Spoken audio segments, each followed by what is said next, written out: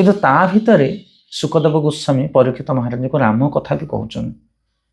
କିନ୍ତୁ ରାମ କଥା ବହୁତ ସର୍ଟକଟରେ କହୁଛନ୍ତି, ମାତ୍ର 2ଟି ଅଧ୍ୟାୟରେ ରାମ କଥା କହୁଛନ୍ତି। ଆପଣମାନେ କହିବେ କଥା ଭିତରେ ତ ରାମ କଥା ହେଉଛି ସବୁଠାରୁ ସାର। ଖାଇବ ଆମ୍ବ ରସ, ଶୁଣିବ ରାମ ରସ। ଆଉ ରାମ ରସ ଯଦି ଏତେ ସାର ବସ୍ତୁ, ଏତେ ବଢ଼ିଆ, ଏତେ ଆନନ୍ଦଦାୟକ, ତାହେଲେ ରାମ କଥାକୁ ଅଳ୍ପ ମାତ୍ରାରେ କ'ଣ ପାଇଁ କହୁଛନ୍ତି ସୁକଦେବ ଗୋସ୍ୱାମୀ? ରାମ କଥାକୁ ବିଶଦ ଭାବରେ ବର୍ଣ୍ଣନା କରିବା କଥା, ଏତେ ସ୍ୱଳ୍ପ ମାତ୍ରାରେ କ'ଣ ପାଇଁ କହୁଛନ୍ତି? କାହିଁକି ନା ଦେଖନ୍ତୁ, ଏଥିରେ ରାମ କଥାର ମହିମା କମୁନି ଅଳ୍ପ କହିବା ଦ୍ୱାରା, ରାମ କଥାର ମହିମା ଅପର୍ଯ୍ୟାପ୍ତ ଭାବରେ ବୃଦ୍ଧି ପ୍ରାପ୍ତ ହେଉଛି।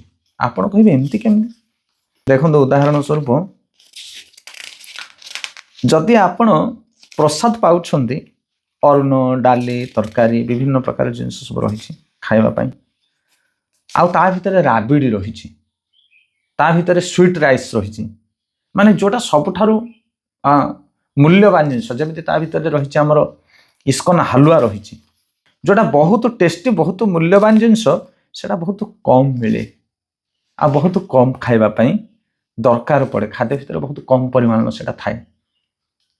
ସେଥିପାଇଁ ପୁରା ଭାଗବତମରେ ଯଦିଓ ବହୁତ କଥା ବିସ୍ତାର ଭାବରେ ବର୍ଣ୍ଣନା କରାଯାଇଛି, କିନ୍ତୁ ରାମ କଥା ବହୁତ ସ୍ୱଳ୍ପ, ମାନେ 2ଟି ଅଧ୍ୟାୟରେ ରାମ କଥା କୁହାଯାଇଛି। କାହିଁକି ନା ଇଏ ବହୁତ ପ୍ରଗାଢ଼, ଇଏ ବହୁତ ରସାଳ।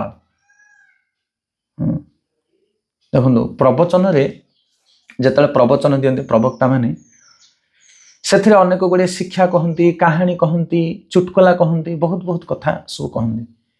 କିନ୍ତୁ ଯେଉଁ ଗମ୍ଭୀର କଥା, ଆଖିରୁ ଲୁହ ଝରେଇ ଦେଲା ଭଳିଆ କଥା, ଭାବପୂର୍ଣ୍ଣ କଥା, ସ୍ୱର କଣ୍ଠ ଅବରୁଦ୍ଧ ହେଲା ଭଳି କଥା ଅଧିକ ବର୍ଣ୍ଣନା କରାଯାଏ ନା। ପୁରା ପ୍ରବଚନ ଭିତରେ ଅତି ବେଶୀରେ ଗୋଟେ 2-3 ମିନିଟ୍ କିମ୍ବା 4 ମିନିଟ୍ ସେଇଭଳି କଥା ପ୍ରସଙ୍ଗ ଶୁଣିବାକୁ ପଡ଼େ। ଆଉ ଯେଉଁଟା ପୁରା କଥାର ସାର, ହୃଦୟକୁ ଦୋହଲେଇ ଦେଲା ଭଳିଆ କଥା।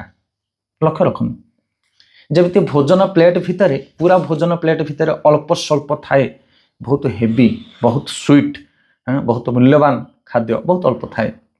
ଯେମିତି ପୁରା ପ୍ରବଚନ ଭିତରେ ଅଳ୍ପ ସ୍ୱଳ୍ପ ସମୟ ବହୁତ ଗମ୍ଭୀର, ରସପୂର୍ଣ୍ଣ, ହୃଦୟକୁ ବିଦୀର୍ଣ୍ଣ କଲା ଭଳି, ଦୋହଲେ ଦେଲା ଭଳି କଥା ବହୁତ ଅଳ୍ପ ସ୍ୱଳ୍ପ ଥାଏ। ତ ସେଇଭଳି ଭାବରେ ସମ୍ପୂର୍ଣ୍ଣ ଭାଗବତ ଭିତରେ ରାମଙ୍କର ଗୁଣଗାନ, ରାମଙ୍କର ଚରିତ୍ର ମାତ୍ର 2ଟି ଅଧ୍ୟାୟରେ କହୁଛନ୍ତି କିଏ? ସୁକଦେବ ଗୋସ୍ୱାମୀ। କାହିଁକି ନା ରାମ କଥା ହେଉଛି ବହୁତ ରସାଳ, ବହୁତ କଣ୍ଡେନ୍, ଆଉ ବହୁତ ହୃଦୟସ୍ପର୍ଶୀ, ବହୁତ ଶିକ୍ଷଣୀୟ, ବହୁତ ପାୱାରଫୁଲ୍।